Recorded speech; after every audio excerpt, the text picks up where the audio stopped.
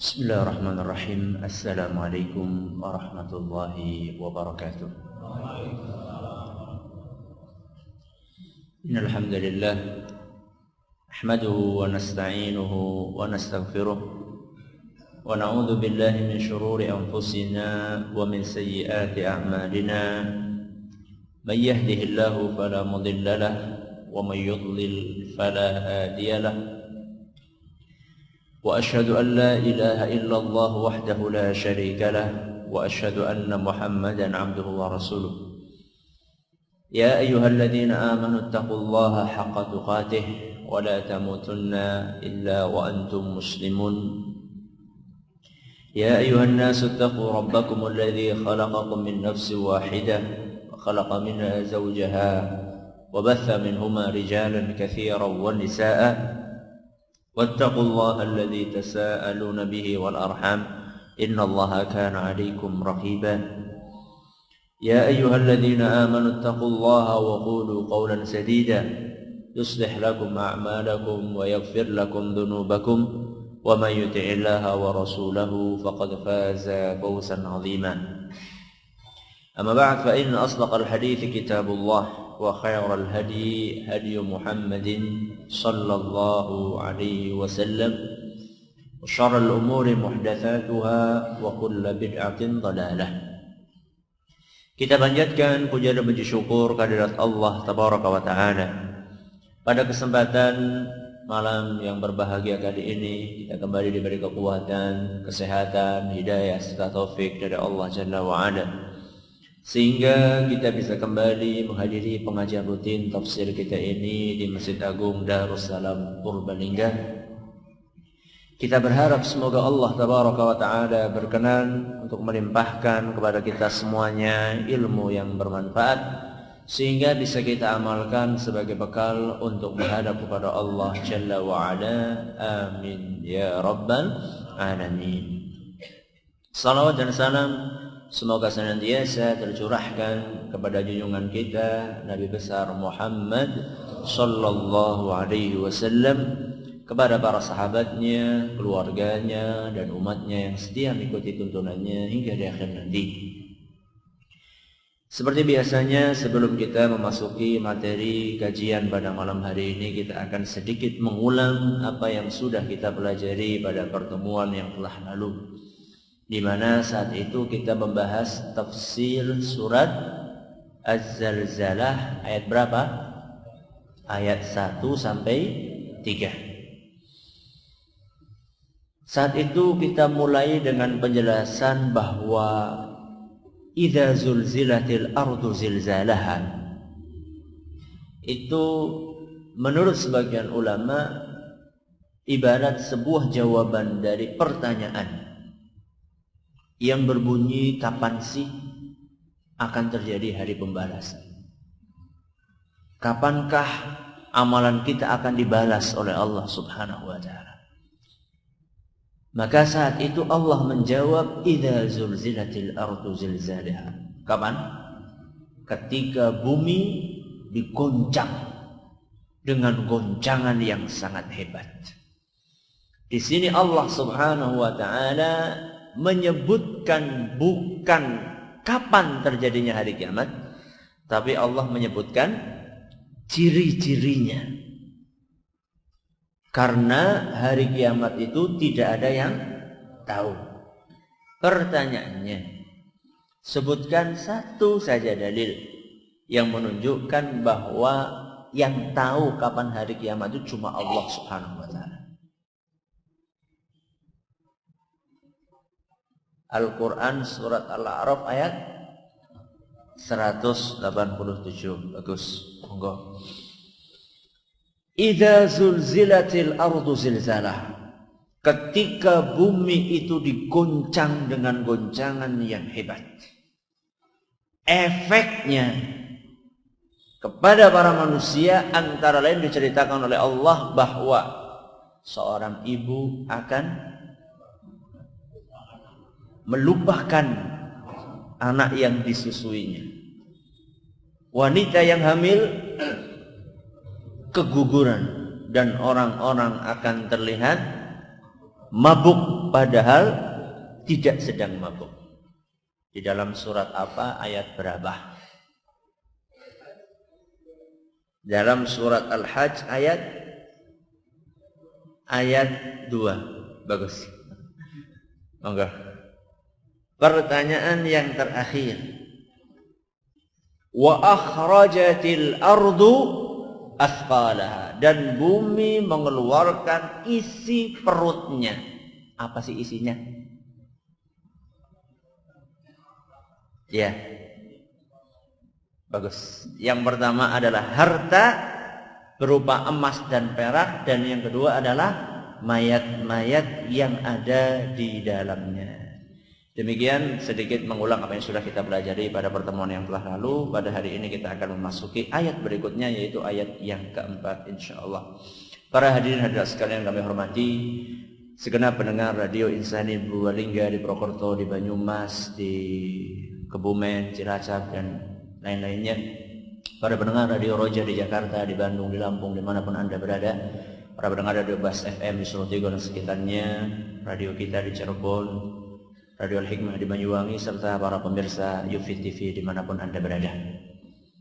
Hari ini kita akan masuk ayat yang keempat. Bunyinya, Yawma idzin tuhadditsu akhbaraha. Di dalam ayat ini Allah Subhanahu wa ta'ala masih melanjutkan cerita tentang kondisi pada hari kiamat. Di antara kejadian yang terjadi saat itu, yauma idzin tuhadditsu akhbaraha. Pada hari itu bumi akan berbicara. Bumi akan menyampaikan. Bumi akan membeberkan. Bumi akan bercerita tentang berita-beritanya. Berarti di situ bumi bercerita, berbicara. Mungkin enggak? Mungkin enggak? Mungkin. Bumi bisa ngomong. Mulutnya di mana? Bumi punya mulut enggak? Enggak punya. Kok bisa ngomong? Yang punya mulut saja kadang-kadang enggak bisa ngomong. Siapa? Kucing. Kucing enggak bisa ngomong kan? Dia cuma bisa mengeong ya. Yang punya mulutnya enggak bisa ngomong kadang-kadang. Kok bisa bumi enggak punya mulut ngomong? Bisa enggak? Kenapa bisa? Karena Allah yang nyuruh. Karena Allah yang nyuruh supaya bumi berbicara, maka bumi akan berbicara. Kan dalam Al-Quran Allah mengatakan, seandainya Allah berkehendak, maka Allah hanya akan mengatakan, kun. Jadilah, fayakun, maka akan jadi. Dan itu tidak aneh. Dalam Al-Quran banyak cerita-cerita tentang benda-benda mati berbicara. Bukan hanya bumi. Langit pun akan berbicara. Dan langit sudah berbicara. Bukan akan berbicara. Langit pernah berbicara. Silahkan baca dalam Al-Quran surat Fussilat. Surat apa? Fussilat. Ayat 11. Dalam surat Fussilat ayat 11 Allah Subhanahu wa ta'ala berfirman, "Tsumma istawa ila as-sama'i wa hiya dukhanun faqala laha walil ardi tiya tau'an aw karha." Ini Allah lagi bercerita tentang kisah penciptaan langit dan bumi. Ketika Allah Subhanahu wa ta'ala menciptakan langit dan bumi, di tengah-tengah Allah menciptakan langit dan bumi, Allah menuju ke langit, dan saat itu langit masih berupa asap. Kemudian Allah berkata kepada langit dan bumi, "I'tiya tau'an au karha." Kata Allah Subhanahu wa ta'ala, "Datanglah engkau berdua dengan patuh atau terpaksa." Pokoknya suruh datang. Patuh atau tidak patuh harus datang. Ini Allah lagi berbicara sama siapa? Langit dan bumi. Langit dan bumi diam saja? Tidak. Langit dan bumi menjawab dan berkata, qalata. Keduanya berkata, ataina ta'i'in. Wahai Rabbi, kami datang dengan patuh. Yang ngomong siapa ini? Langit dan bumi. Coba mana mulutnya langit, mana? Tidak ada yang aneh ketika Allah Subhanahu wa taala berkehendak. Ini langit dan bumi ngomong. Dalam hadis yang sahih, Nabi SAW bercerita, pena. Apa? Pena.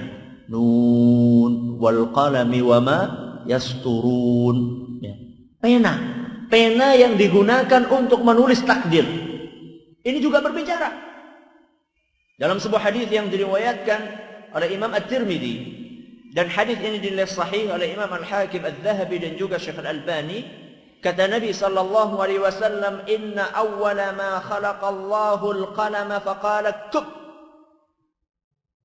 Kata Nabi sallallahu alaihi wasallam, pertama kali Allah menciptakan qalam. Apa qalam? Pena. Qalam dalam bahasa Arab pena. Udu blumbang. Nah, jangan sampai keliru nanti. Nah, kalau blumbang itu bahasa Arabnya birkatun. Ya. Kalau qalam bahasa Arab artinya pena. Kata Allah Subhanahu wa taala, kata Nabi sallallahu alaihi wasallam, pertama kali Allah menciptakan pena, Allah berkata, uktub.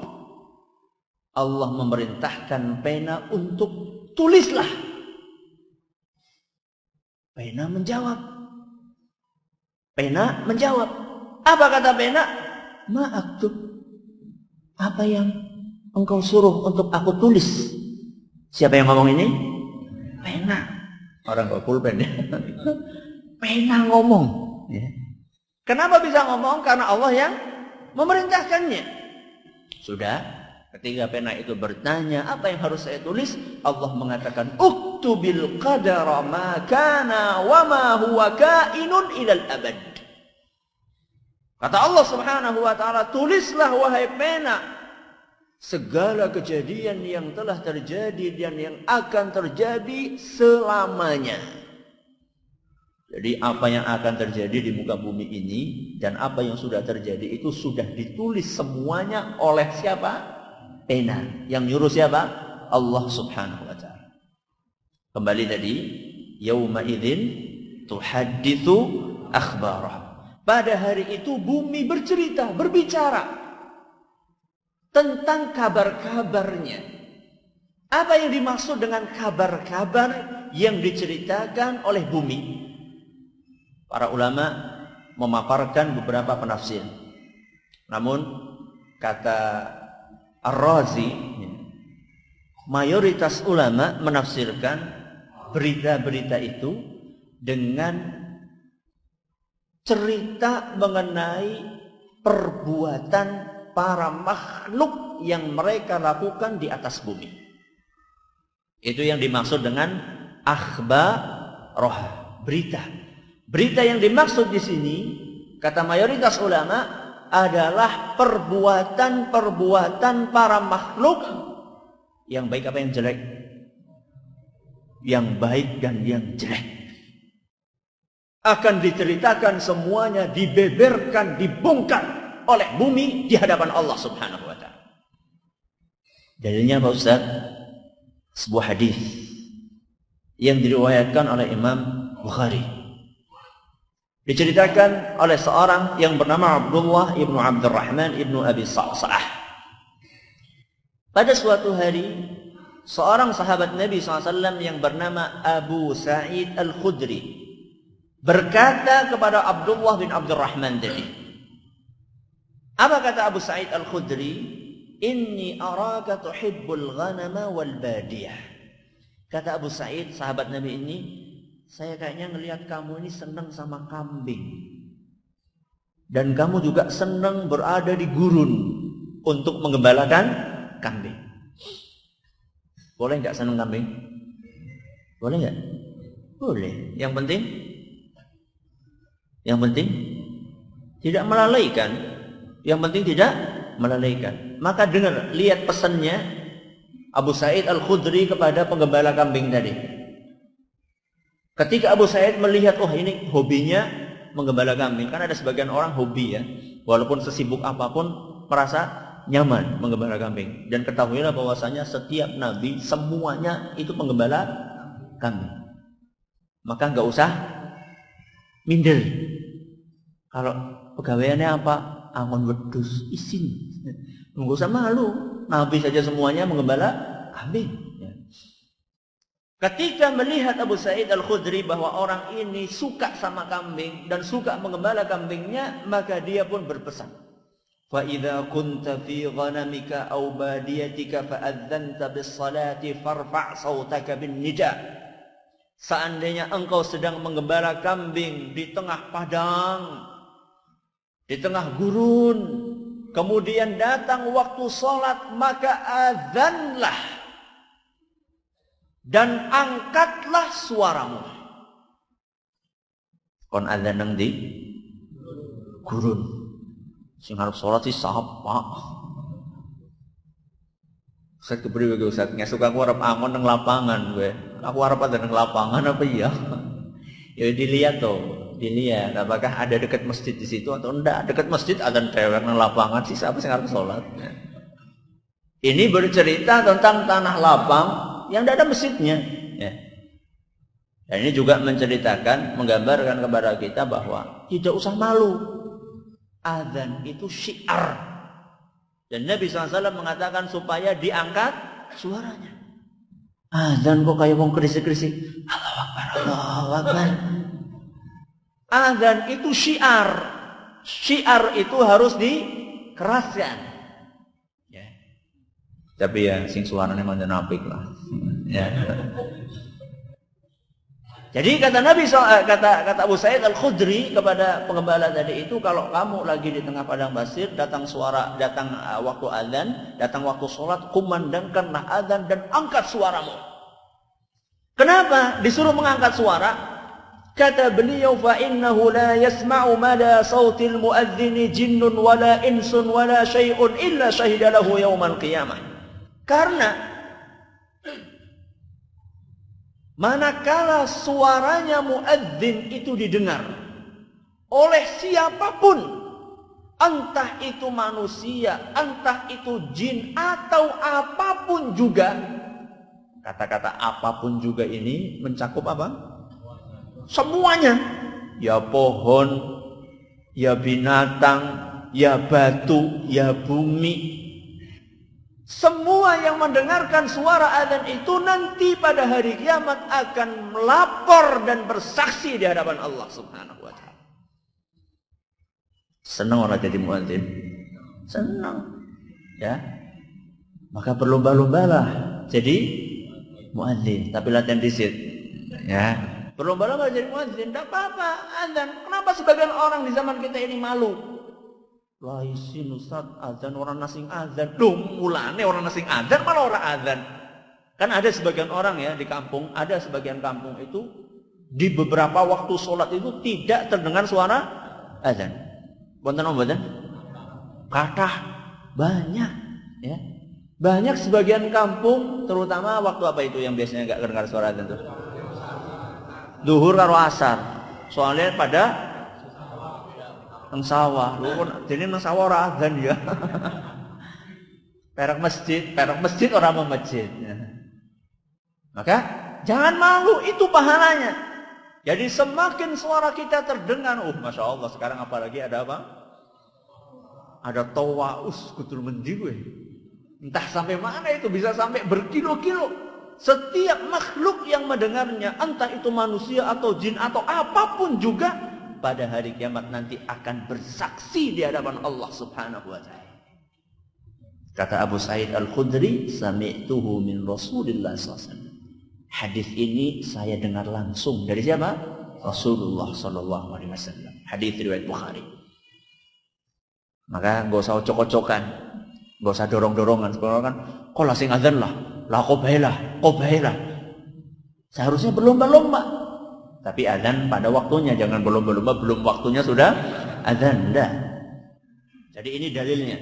Ini dalilnya bahwasanya nanti bumi pada hari kiamat akan lapor kepada Allah Subhanahu wa taala. Ada hadis yang lain yang lebih gamblang dibandingkan ini. Kalau tadi kan dengar suara adzan. Ini hadis yang akan saya sebutkan sekarang lebih gamblang. Cuman hadis ini masih diperselisihkan oleh para ulama. Ada yang menilai hadis ini sahih seperti Imam Ibn Hibban, Al-Dhahabi, Al-Hakim, dan juga ada sebagian ulama yang menilainya dhaif seperti Syekh Al-Albani. Artinya hadis ini masih diperselisihkan.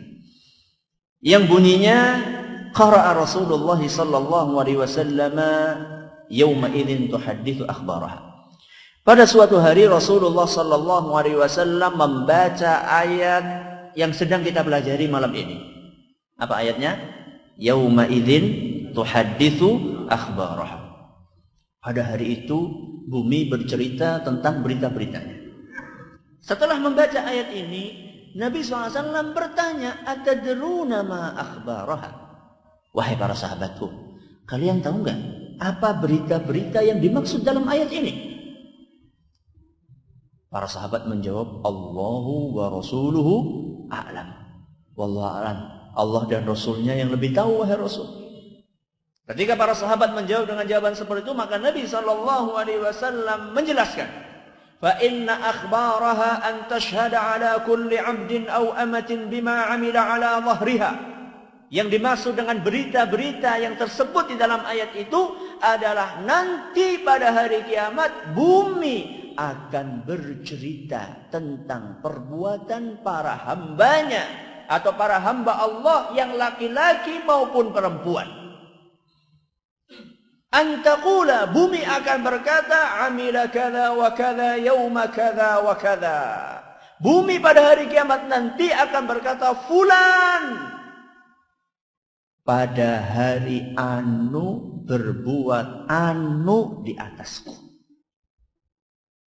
Nah, nek anu ne gue sing apik, alhamdulillah. Nek anu ne sing Allah, ya wis. Semuanya dibongkar, hadis riwayat Tirmidzi. Maka ini memberikan pelajaran yang berharga kepada kita bahwa hati-hati. Hati-hati ketika bertindak tanduk di atas muka bumi ini. Jangan pikir orang nggak ada yang lihat. Dimanapun kita berada, kita nggak akan lewat dari mana? Dari bumi. Kita mau kemana coba? Umpetan kamar mandi ini ngambang, pura di atas bumi. Sembunyi dimanapun itu di atas bumi. Di tengah lautan itu pun di atas bumi. Mau kemana kita lari? Maka jangan sampai kita menjadi orang-orang yang ketika meninggal dunia bumi bergembira. Ada sebagian orang ketika meninggal dunia bumi bersorak-sorai kegirangan dalam tanda kutip. Dan ada sebagian manusia ketika dia meninggal bumi sedih. Arab dadi sing dike. Kata Nabi sallallahu alaihi wasallam, suatu hari lewat jenazah di hadapan Nabi. Bukan jenazah mabur ya, maksudnya ada iring-iringan apa? Jenazah. Ketika lewat jenazah di depan beliau, Nabi sallallahu alaihi wasallam berkata, mustarihun wa mustarahun minhu. Kata Nabi SAW, jenazah itu terbagi menjadi dua. Jenazah yang pertama adalah jenazah yang nyaman ketika meninggal. Yang merasa nyaman siapa? Jenazahnya. Mayatnya ini ketika meninggal merasa nyaman. Orang yang kedua mustarahun minhu. Orang yang kedua adalah manusia yang jenazah yang ketika dia meninggal sekelilingnya yang merasa nyaman. Bedanya apa? Ada bedanya enggak? Apa bedanya? Ya tadi nyamannya tadi. Kalau orang yang pertama, siapa yang nyaman? Jenazahnya. Kalau orang yang kedua, lingkungannya yang nyaman ketika dia meninggal. Apa maksudnya itu, Ustaz? Maka para sahabat bertanya, ya Rasulullah, mal mustarihu wa mal mustarahu minhu. Rasul, apa maksudnya dua jenis manusia itu? Kata Nabi SAW, al-abdul mu'minu yastarihu min nasabid dunya. Orang yang pertama yang nyaman ketika meninggal adalah seorang mukmin. Kenapa nyaman? Karena dia terlepas dari penatnya urusan dunia.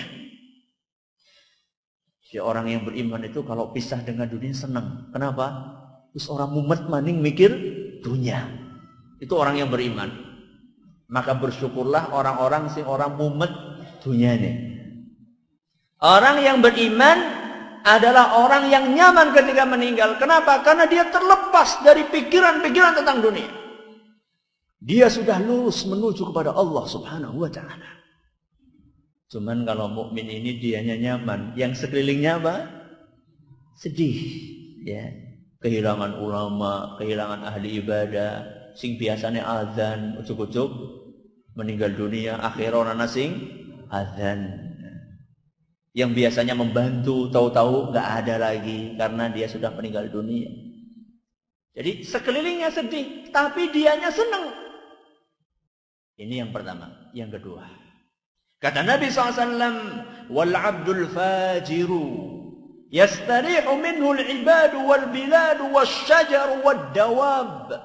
Adapun jenis yang kedua adalah orang yang jahat ketika dia meninggal dunia, yang merasa nyaman, kata Nabi SAW, al-ibadu, para manusia, wal biladu, bumi, wasyajaru, pohon, wadawabu, dan binatang pun merasa senang dengan meninggalnya orang tersebut.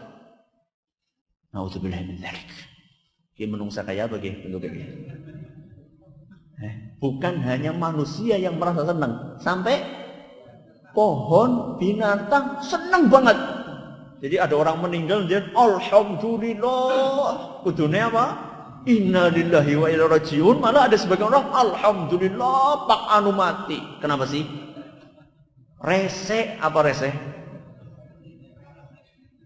Apa sih rese? Jahil.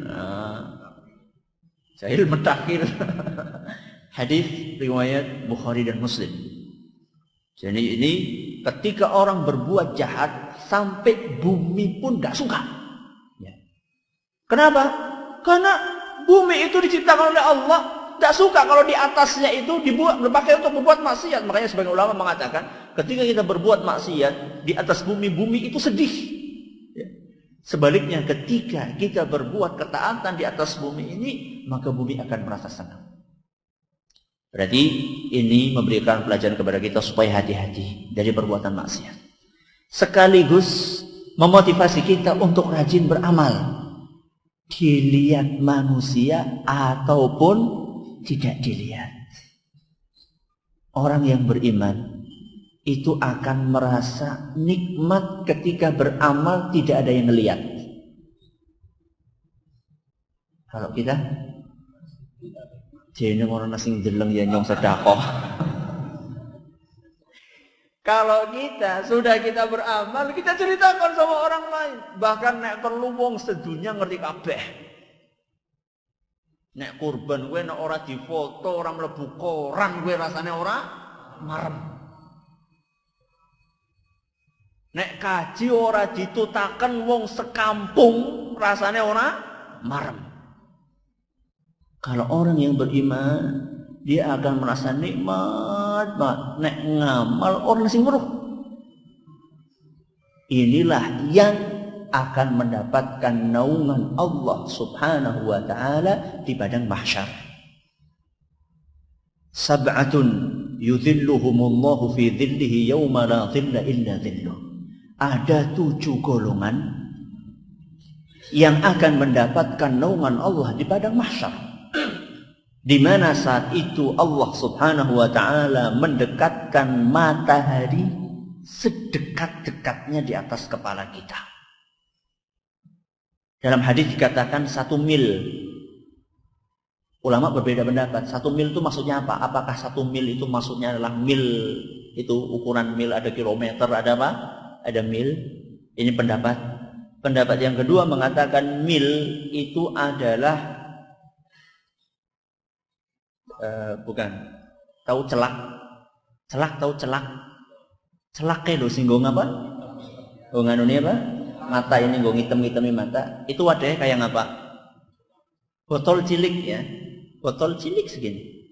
Mil itu salah satu maknanya adalah sada kayak sada singgo apa?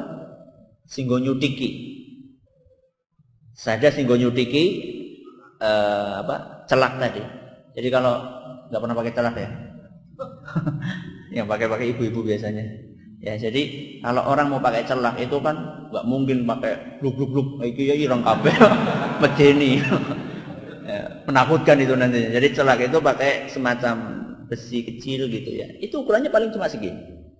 Berarti menurut penafsir yang kedua ini matahari di atas kita jaraknya cuma segini.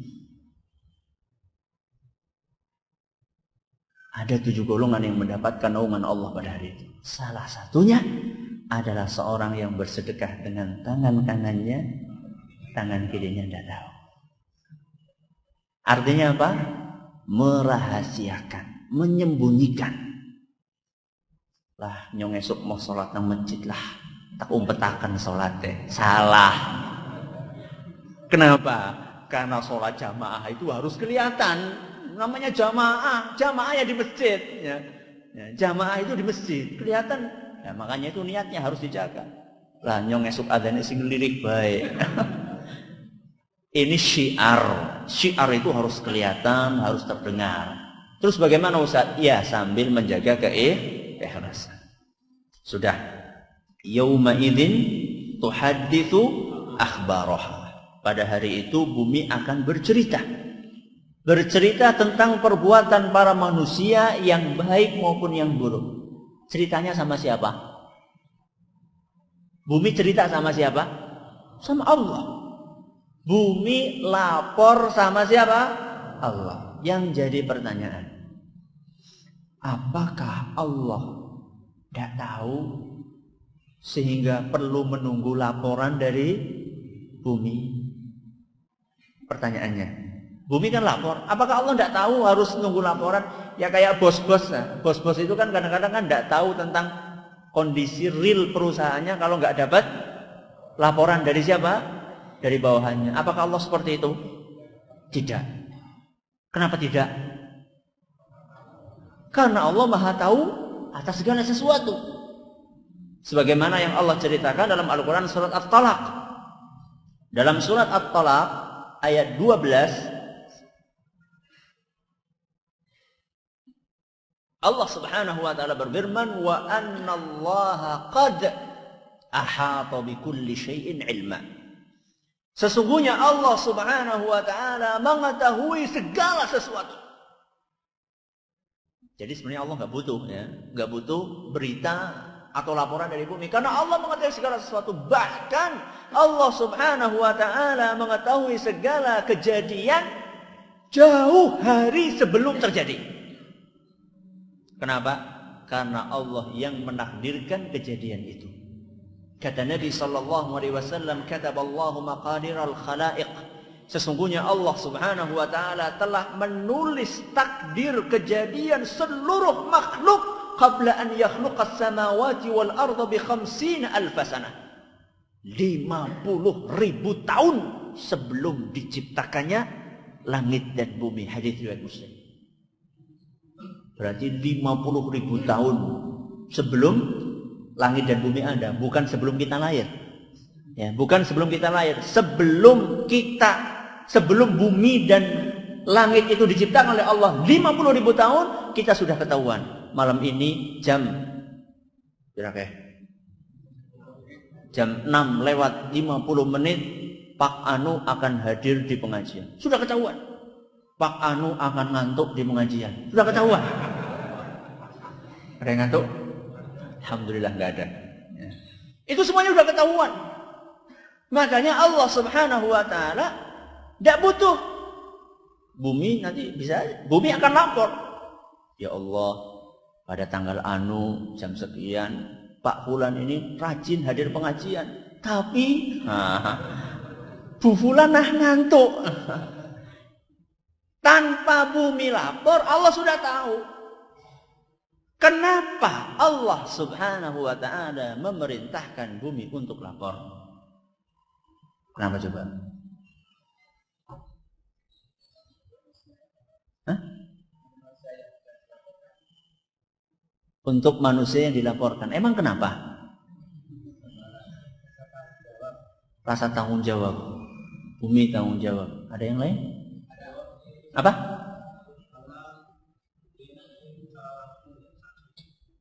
Lah iya, kenapa bumi bersaksi? Melihat langsung. Iya. Bagus. Ada yang lain? Ya.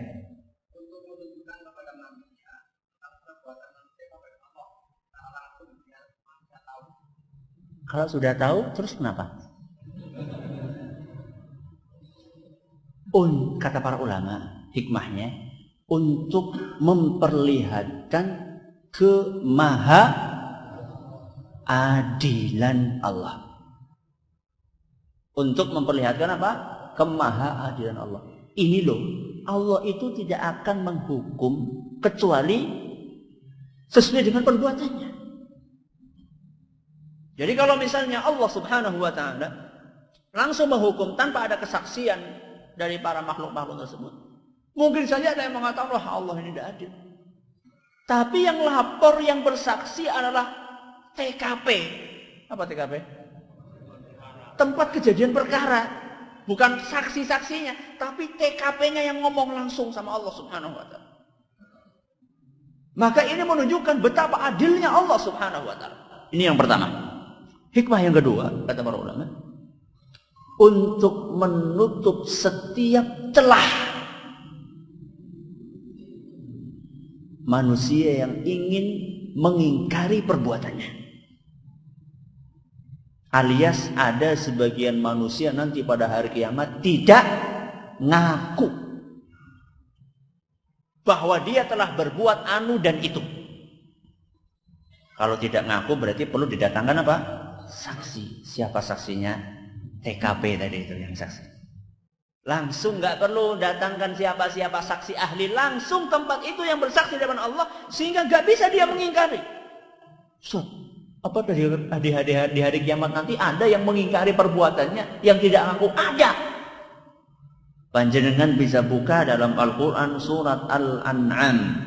Surat apa? Al-An'am ayat 22 sampai 24. Apa bunyinya surat tersebut? Kata Allah Subhanahu wa ta'ala, wa yawma nahsyuruhum jami'an thumma naqulu lil ladzina asyraku aina syurakaukum alladzina kuntum taz'umun. Pada hari kiamat nanti akan kami kumpulkan seluruh manusia, kata Allah. Kemudian kami akan berkata kepada para pelaku kesyirikan, orang-orang yang melakukan kesyirikan, aina syurakaukum alladzina kuntum taz'umun. Mana sesembahan-sesembahan yang kalian klaim dulu ketika kalian di dunia? Ditantang sama Allah Subhanahu wa ta'ala. Mana coba, datangkan sini. Mana berhala yang kamu sembah? Mana patung yang kamu sembah? Mana keris yang selama ini kamu agung-agungkan?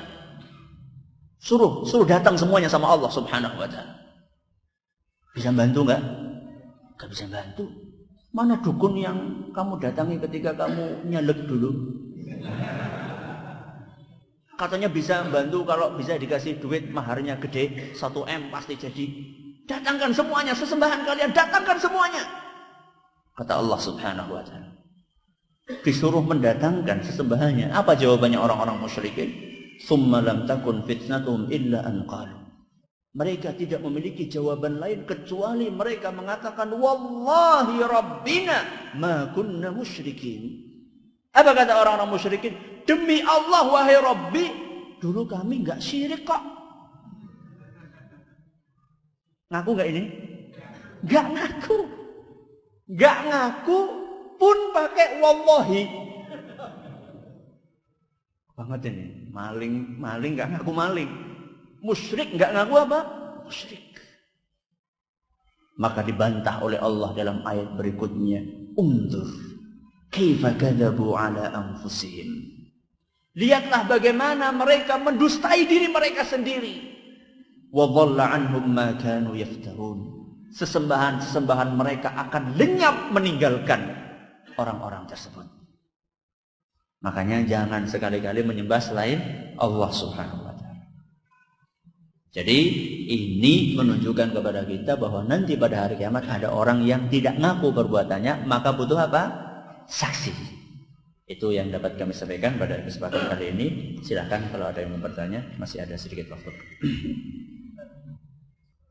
Tidak perlu apa?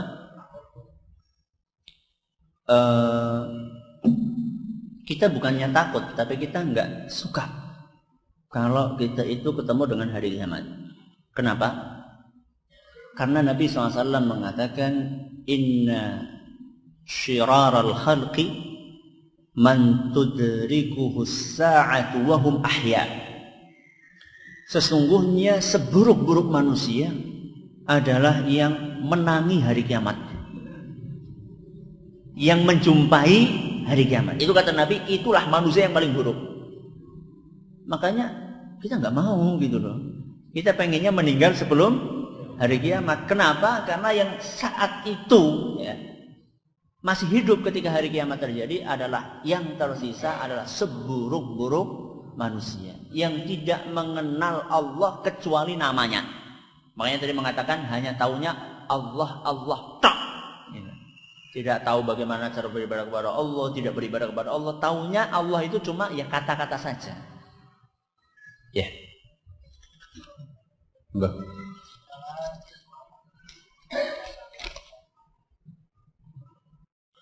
Disebutkan dalam sebuah riwayat ada seorang hamba yang sholat 60 tahun dan tidak ada satupun dari sholatnya yang tidak diterima. Itu sebabnya apa? Wallahu a'lam. Bisa jadi karena dia tidak ikhlas di dalam sholatnya, atau bisa jadi dia ikhlas akan tetapi dia tidak memenuhi rukunnya ya. Karena orang yang sholat tidak memenuhi rukun sholat, maka sholatnya tidak sah, tidak diterima sama Allah Subhanahu wa ta'ala. Atau mungkin bisa jadi dia sholat tapi melakukan perbuatan syirik. Nah, orang melakukan perbuatan syirik itu ibadahnya tidak diterima oleh Allah Subhanahu wa ta'ala. Bahkan ibadah-ibadahnya yang pernah dia lakukan sebelum dia melakukan syirik pun akan dihapuskan sama Allah Subhanahu wa ta'ala. Jadi ada beberapa kemungkinan-kemungkinan orang sholatnya tidak diterima oleh Allah Azza wa Jalla. Apakah masuk surga atau neraka merupakan takdir dari Allah? Iya. Surga dan neraka merupakan takdir dari Allah Azza wa Jalla. Sejak kita di perut ibu kita 4 bulan, kita sudah ditentukan mau kemana. Nanti kita akan lanjutkan insyaallah pada Isya insyaallah. Wallahu taala a'la wa alam. Terima kasih atas perhatiannya. Mohon maaf segala kurangnya. Kita tutup dengan baca subhanakallahumma bihamdika asyhadu an la ilaha illa anta astaghfiruka wa atubu ilaik. Assalamualaikum warahmatullahi wabarakatuh.